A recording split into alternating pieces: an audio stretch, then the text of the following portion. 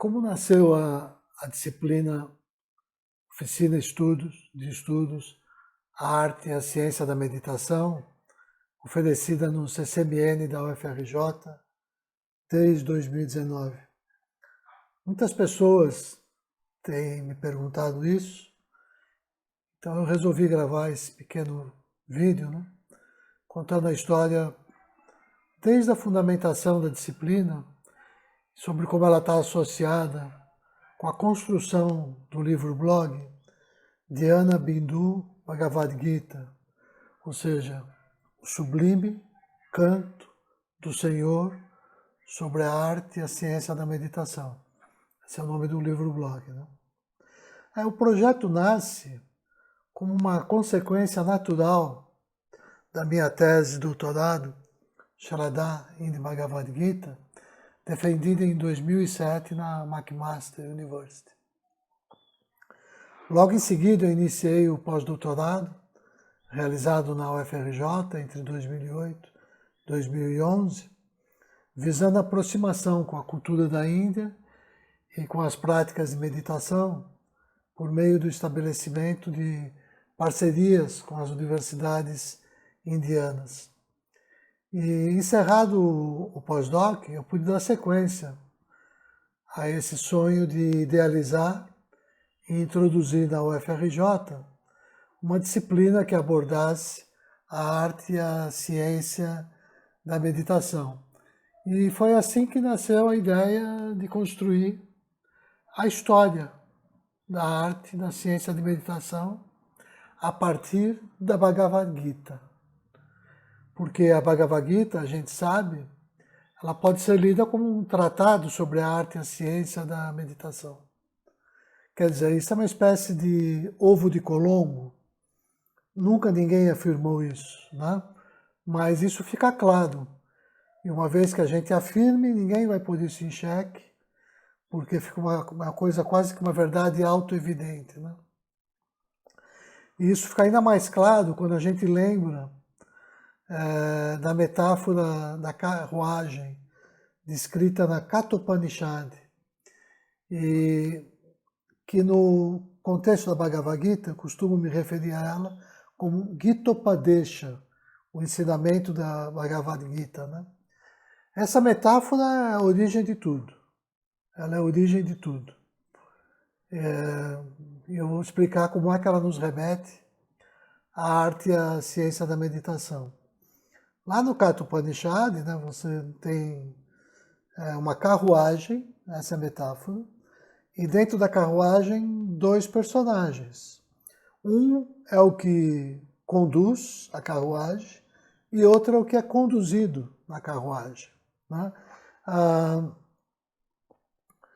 Na Bhagavad Gita, que é no contexto do Mahabharata, esse mesmo cenário se repete, mas agora na quadriga de guerra, que é conduzida pelo Sr. Krishna e ele leva Arjuna, Então o condutor é o Sr. Krishna e Arjuna é conduzido. E a metáfora é que a carruagem é o corpo humano. E esses dois personagens representam, por exemplo, construindo agora o início lá da história sobre a arte e a ciência da meditação, a gente é remetido ao Rig Veda, no livro primeiro. Tem uma passagem, 164:20, onde ela fala desses dois pássaros que habitam na mesma árvore, um se alimenta dos frutos e o outro observa em silêncio. Ou seja, um pássaro, ele não toma conta, não toma parte nas ações da vida, Ele é uma testemunha. E o outro é o que age, que faz. Então, obviamente, essa metáfora que estava presente na Kathopanishad conta isso, sobre essa história dessas duas vozes que nós carregamos em nós e que a gente busca esse processo de unificação dessas duas vozes, que é a metáfora que aparece na Gita. E é por isso que, a partir daí, a gente pode remeter essa metáfora à história da arte, da ciência, da meditação. ela aparece também em algumas Upanishads, mas aí o mais interessante, ela aparece na Mundaka Upanishad, acho que no terceiro capítulo, na terceira passagem, né? E essa metáfora todas elas levam em conta isso, que é a história das práticas de meditação, né? Geralmente você vai fazer uma prática, você está afiliado a qualquer escola, eles vão pedir para você, né? Feche os olhos, preste atenção no fluxo dos seus pensamentos, ou preste atenção na sua respiração. Quando eu começo a prestar atenção nisso, é imediato que a gente dá conta de uma série de pensamentos que a gente está tendo e que tem alguma coisa observando essa coisa acontecendo, né? Que são esses dois pássaros, né? Um representando a nossa personalidade, a nossa alma, aquela que age no mundo, aquela que se desenvolve no mundo, que cresce, que aprende, e que toda a experiência dela se dá no nível da mente. E a outra, que representa o espírito, ela não toma parte, mas ela anima, né? Esse alento vital, esse sopro, né? De onde a gente recebe, parece que a voz da consciência, aquela coisa que vem do coração, como a gente diz em sânscrito, não de Manas, mas de Buddha. Então, todo o segredo da arte da ciência da meditação seria a etapa de unificação desses dois pássaros, no cisne Hansa, que a gente chama, né? Isso aparece na Mundaka Upanishad.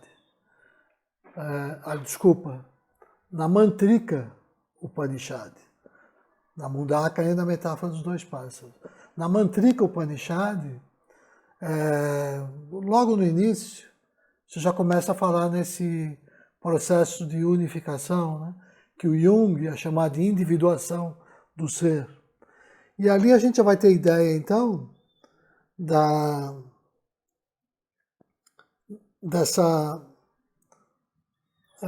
como é que eu vou falar?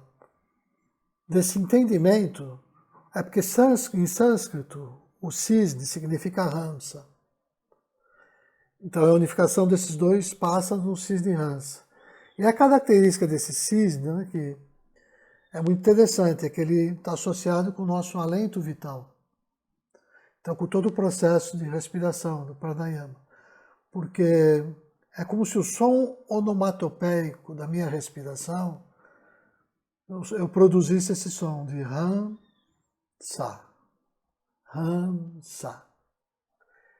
que é o nome do cisne em sânscrito, mas mais do que isso. É também como se fosse a expressão de um grande aforismo da Índia. Porque esse Ram, Sa, também quer dizer Ram, eu sou, Sa, isto. Ou seja, que é a identificação desses dois pássaros num único ser, né? Ou seja, que é o processo de meditação, onde a gente alcança a realização do ser, a unificação consigo próprio. Então, a minha própria respiração seria esse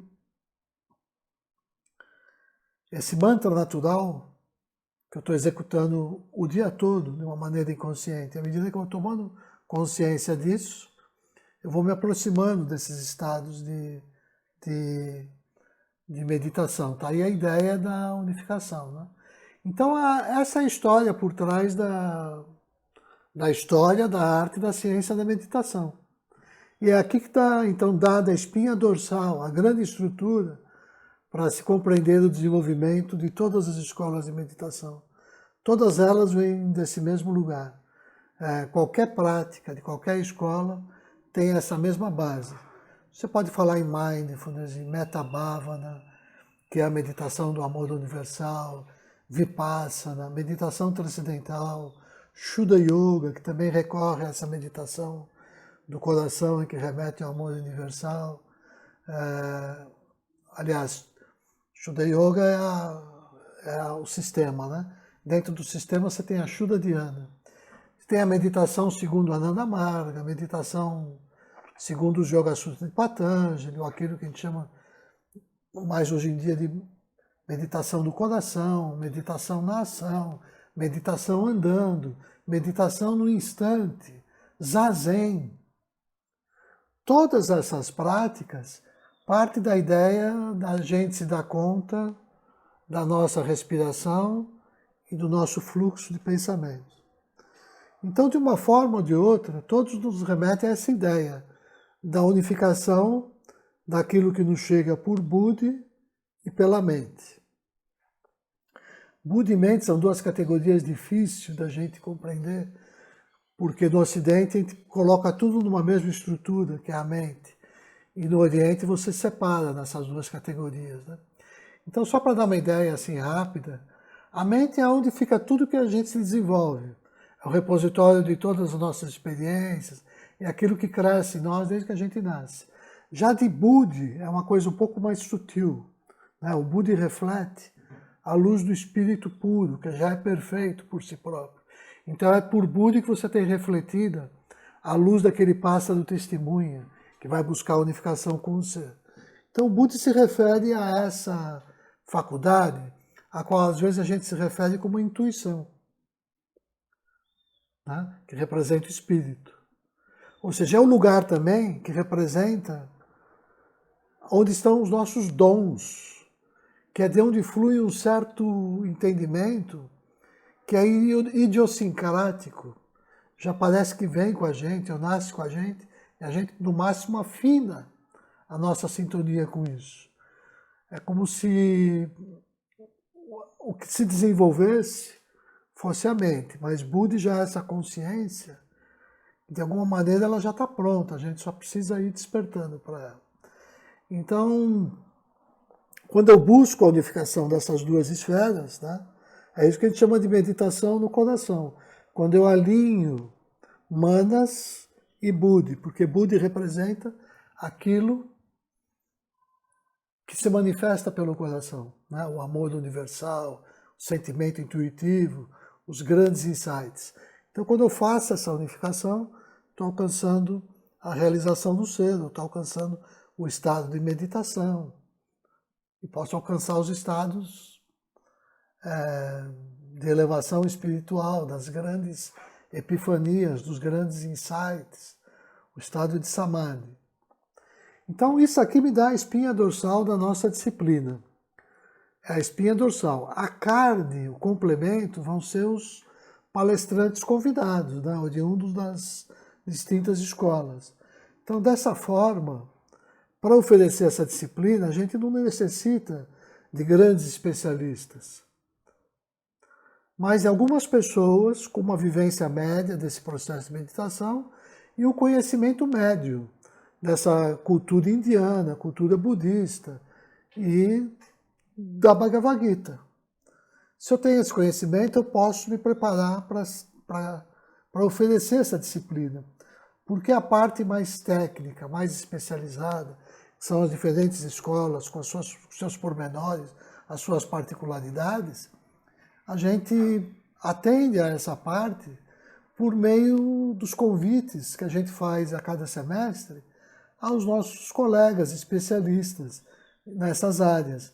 Então essa é uma parte que muda a cada vez que a disciplina é oferecida, porque depende da disponibilidade de cada convidado. Mas em cada semestre eu sempre vou ter um grupo de especialistas falando sobre diferentes modalidades de meditação, isso vai possibilitar que os alunos desenvolvam uma visão crítica a partir dessa espinha dorsal, por meio da qual eles podem avaliar todas as escolas que aparecem, e assim eles podem ir se aproximando, se afeiçoando daquilo com que eles têm mais empatia, simpatia ou familiaridade. Aí cada um. Mas o importante é que todos tenham essa visão crítica. Ou seja, a gente não quer, com a disciplina, apresentar uma dada linha ideológica que privilegie essa ou aquela escola. A gente quer que o aluno desenvolva essa visão e ele vai ter a sua visão crítica e ele vai tomar as suas decisões a partir dessas ferramentas que a gente vai oferecer para que ele exercite essa sua análise, né? Então, agora o importante é que esse tratamento ele é interessante porque ele contempla toda a história e origem e desenvolvimento da arte e da ciência da meditação. E isso é algo ainda muito novo. É algo que não é oferecido em basicamente nenhum programa de qualquer universidade do mundo. Muito menos a partir desse olhar novo, desse olhar original, dessa abordagem de quem está propondo aqui, que é fazer isso a partir da Bhagavad Gita. Porque quando eu considero a Bhagavad Gita esse texto paradigmático dessa ciência, né, a Bhagavad Gita ela dialoga com toda a tradição anterior a ela. Então, ela me remete aos Vedas, às Upanishads, me remete aos sistemas que são adversários da ortodoxia indiana. Então, eu posso avaliar tanto as escolas do budismo quanto do hinduísmo a partir desse olhar oferecido para a Bhagavad Gita, que é essa espinha dorsal. E como ela representa essa metáfora da Gita Upadesha, que está expressa no Katha Upanishad, como a metáfora da carruagem, que traz esses dois pássaros presentes na metáfora dos Vedas, que vão ser unificados conforme expresso na metáfora do cisne que aparece na Mantrika Upanishad. Então tá aí. Eu sei que esse é um texto paradigmático, embora até aqui ninguém o tivesse considerado assim. Tanto que é comum pessoas que estudam a Bhagavad Gita, que dão um curso sobre a Bhagavad Gita, quando vão falar sobre meditação, falam sobre os Yoga Sutras de Patanjali, falam sobre uma escola de meditação do budismo, falam de mindfulness, e não se apercebem de que tudo isso está na Bhagavad Gita. Agora, quando a gente diz isso, né, claramente, que a Bhagavad Gita é essa metáfora dos dois pássaros, que está ali todo o tratamento sobre o alento vital, sobre essa ideia desses dois seres que se manifestam, dessas duas vozes que se manifestam, aí isso ganha um outro entendimento, né? É como se isso representasse o ovo de Colombo, que uma vez que eu afirmo essa centralidade do texto, essa centralidade passa a ser reconhecida quase como autoevidente. Eu fiz esse teste, comparando essa afirmação com alguns colegas meus da universidade. Falei, eu quero fazer uma afirmação, quero saber o que você me diz dela. Aí eu digo, a Bhagavad Gita é, por excelência, o texto paradigmático da arte da ciência da meditação. Aí a pessoa é tomada de surpresa, para um pouco, pensa. Aí eu pergunto, você concorda ou discorda? Ele falou, eu concordo. Né? Você concorda? Então agora eu te pergunto, onde é que isso está dito? Onde é que isso está escrito? Aí ele para e pensa, que estranho. Em lugar nenhum. Nunca ninguém disse isso. Ah, mas então isso é novo, é original? Aí ele me replica, mas é que isso é tão óbvio, é tão autoevidente, que nem precisa ser dito. Né? Ou seja, é a história do ovo de Colombo. Né? Depois que é dito, é uma coisa que parece que todo mundo sempre soube disso. Então esse é o olhar com que a gente busca para essa disciplina, olhar para a Bhagavad Gita a partir daí, como o ovo de Colombo da história sobre a arte e a ciência da meditação. E o interessante da Gita é que ela pode ser considerada tanto como um tratado espiritualista, como laico, como ateísta, como teísta, como monista, como panteísta. São diferentes olhares que eu posso ter olhando para o texto da Bhagavad Gita a partir desse entendimento sobre a arte e a ciência da meditação. Ela oferece esse entendimento não sectário que possibilita todas essas abordagens. Por quê? Porque ela tem essas camadas de leitura e interpretação que não são mutuamente exclusivas, mas elas dialogam de uma forma interessante, harmonizando contradições, né? E daí a riqueza que ela permite. Então, em suma, o livro-blog Dhyana Bindu Bhagavad Gita, né, ou seja, esse tratado sobre esse entendimento, né, da arte e da ciência da meditação, como aquilo que é tratado na Bhagavad Gita, ele nasce assim, com esse objetivo de servir de fundamento e espinha dorsal para essa nova disciplina que é a arte e a ciência da meditação. Nasce com essa consciência de que nós não podemos falar daquilo também que não vivemos. E é por isso que ele atende àquela exigência que vem do Oriente, tanto da China quanto da Índia, que nós devemos primeiro ser, depois fazer e só então dizer.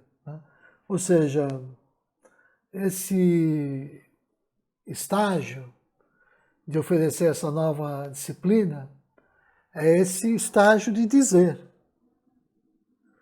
Mas só foi possível dizer agora depois de 50 anos, buscando ser isso que se unificava com o meu próprio fazer, para que então viesse naturalmente da praxis, da vida, a autoridade de dizer. Né? Então,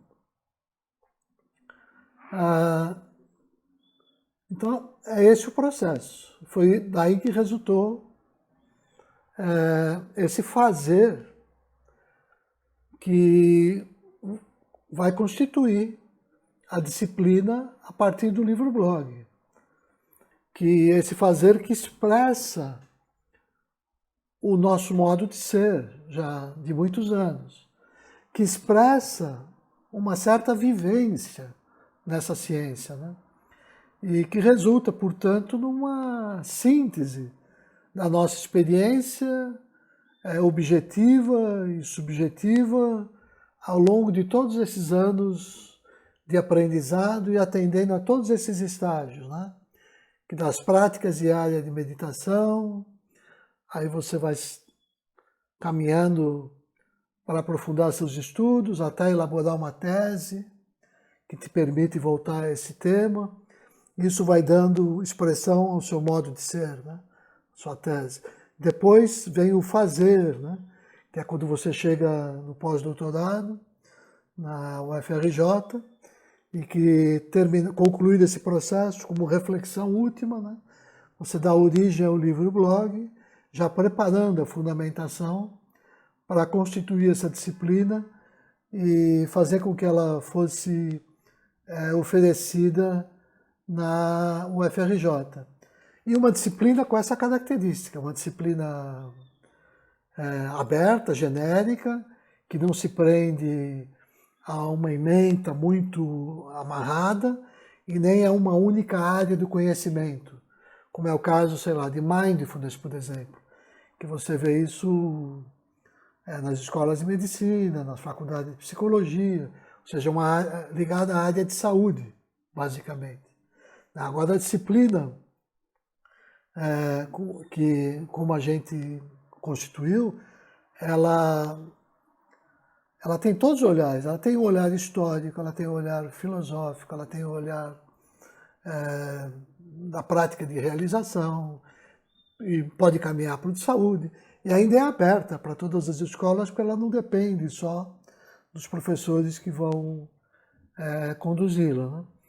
Então, essa disciplina, como eu vejo, no futuro, ela não tem que ficar preso a um centro, como está agora, preso ao CCMN da UFRJ, né? Mas seria uma disciplina ideal para ser a disciplina de entrada para todos os estudantes que chegam à universidade. Porque é uma disciplina que trata da qualidade de vida, trata do bem-estar, trata da saúde, trata da interação com as outras pessoas, trata do nosso lugar nesse planeta, e ainda é interdisciplinar, ela dialoga com todas as áreas do conhecimento, se a gente respeita essa abordagem, né? E dialoga inclusive com a ciência, com as ciências mais pesadas, né? Porque ela está exatamente nessa interface entre o que é ciência, entre o que é espiritualidade, e ela nos ajuda a refletir sobre o papel, inclusive, da tecnologia, em que medida que essa tecnologia está a nosso serviço ou a serviço da dominação das pessoas.